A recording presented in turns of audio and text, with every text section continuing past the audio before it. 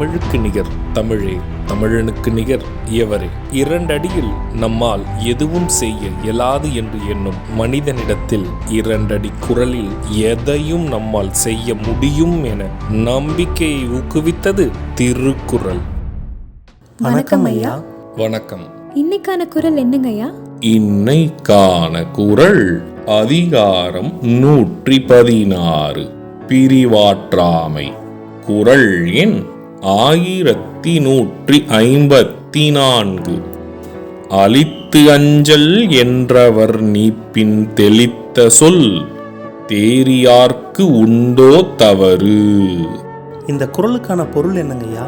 இதற்கான பொருள், அன்பும் பாசமும் காட்டி உனை என்றும் பிரியேன் என்று உறுதி கூறிச் சென்றவர் ஏதாவது ஒரு காரணத்தை முன்னிட்டு பிரிந்து செல்வாராயின் அவர் சொன்ன உறுதிமொழியை நம்பியிருப்போர்க்கு தவறு உண்டோ?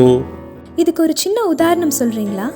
இதற்கான உதாரணம், அன்போடும் பாசத்தோடும் காதலில் இருந்து உன்னை என்றும் பிரிய மாட்டேன் என உறுதியளித்து என்றோ ஒரு நாள் பிரியக்கூடிய தருணம் வந்து பிரிந்து விட்டால், பிரிய மாட்டேன் என உறுதி அளித்தவர் ஏமாற்றி விட்டாரா, அல்லது அந்த உறுதியை நம்பியவர் ஏமாந்து போய்விட்டாரா?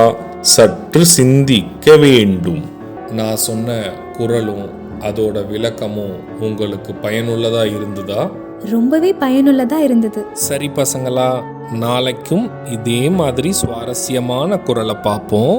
நாளைக்கும் இதே மாதிரி இன்னொரு குறள் பத்தி தெரிஞ்சுக்க ஆர்வமாவும் இருக்கும்.